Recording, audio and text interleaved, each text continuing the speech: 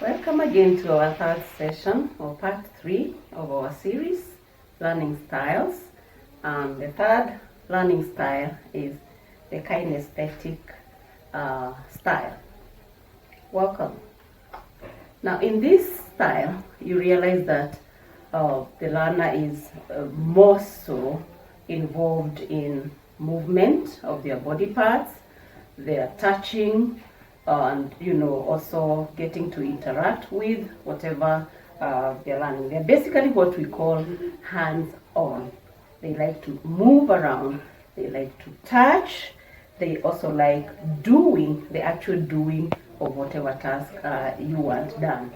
Now, in a class situation, this is a learner that will hardly sit for long.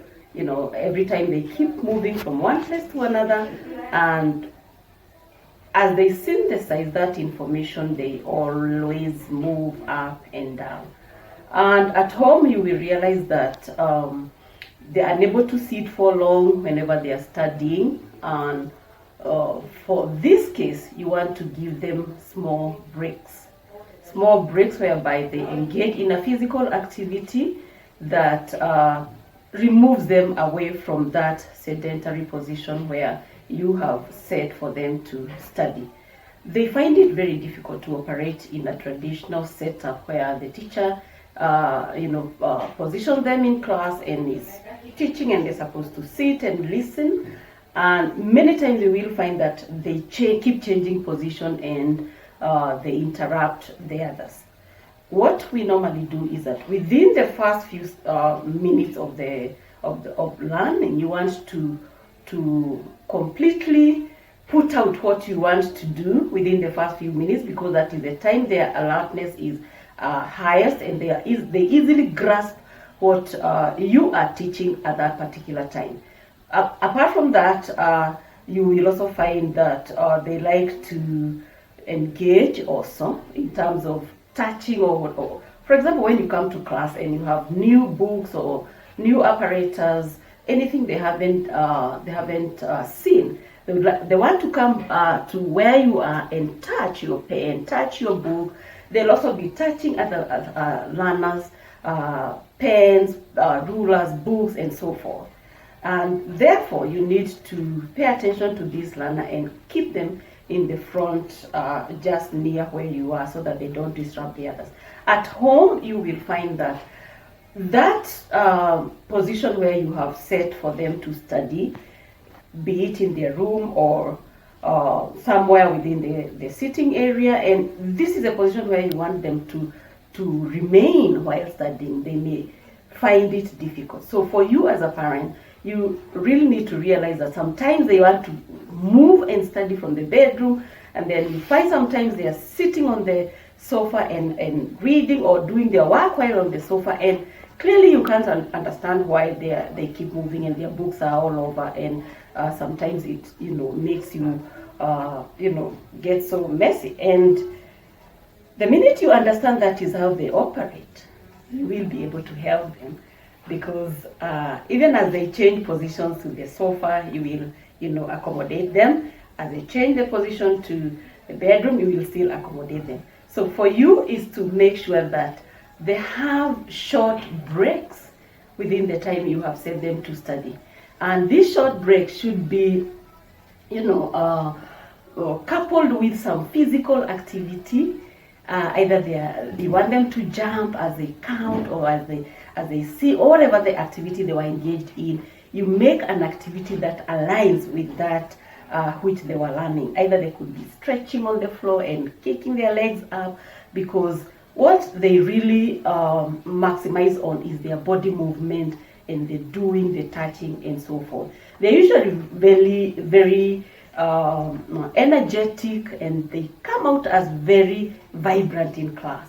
And many times, even at home, you realize this is the child. Whenever you come from work, or you have come from doing some shopping and you want things done, they're the ones to quickly run and grab your shopping and rush it to the house. Or for example, when you call out to to have something done for you, they're the first ones to come and say, Mom, I'll do it, I'll do it, I'll do it.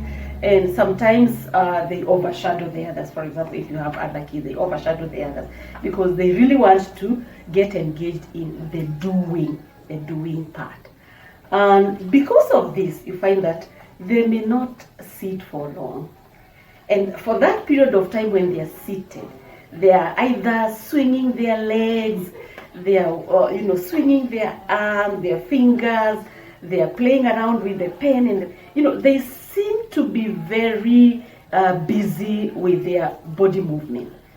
And until you ask them a question and they give you the right answer regarding what you are teaching, then you will realize that they were still also learning. So this is their dominant learning style, and you should exploit it in that way. They also have a very good hand and eye coordination, and they're very quick to respond to something.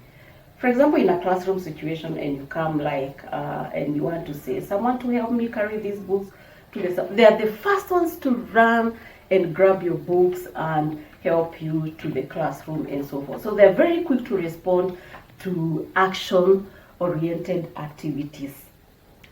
So they like to do things rather than read.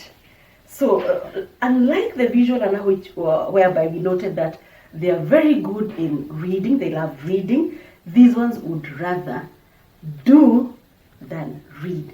And because of that, they don't come out as very good in spelling. So you'll find sometimes they're writing their stuff with grammatical errors and so forth. So this is what comes out in those learners. They also like to move around when listening, and sometimes even at home, when you call out their names, they could be in their rooms and you call out their names, James, or Michael, Pauline, whatever name your child has. You call out their names and sometimes they'll just come, without responding, and they just come and, Mom, I'm here. And then you're like, why are you not answering? Okay, go get for me ABCD, and they start, walking away, and you're like, are you listening? Did you hear what I said? They say, yeah, of course I did. And sometimes you also don't understand how they process that. But when you understand this is their dominant learning style, you will not get very worked up whenever they don't respond, but rather coming to do that which you ask them to do. They like to stand rather than sit when learning something new. And this is very common in class whenever you're introducing a new topic, and it really, you find them standing and you're like, why are you standing? Sit down. The excitement of wanting to be told, come and do ABCD is what causes them to stand. And even at home, whenever they are studying, and you find that either they are writing while standing, and you wonder, why are they not sitting? And the chair is just right next to them. Don't again keep smacking them and asking them to sit in a very bad way. Just tell them, okay, you could just sit for some minutes, and then, later you find that they have stood up and, they are writing while standing. And another very interesting characteristic about the kinesthetic learner is that they love to chew gum or to snack while they study. Very interesting thing about them. And even in class, you find them, they are busy, chewing something or biting something that they carried from home. So at home situation, you can provide some healthy snack on their table. Again, you realize, you say that they are also very mobile. The same mobility again goes to their mouth. They want to keep chewing and at the same time working.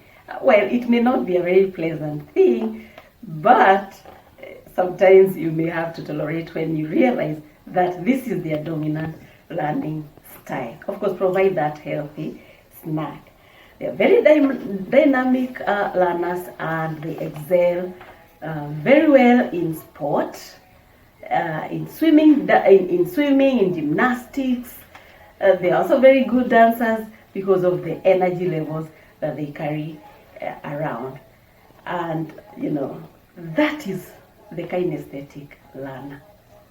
Thank you very much, parents. I hope this helps you to understand the dominant learning style that your child possesses, and therefore be able to help them accordingly. Thank you so much. Stay safe. God bless.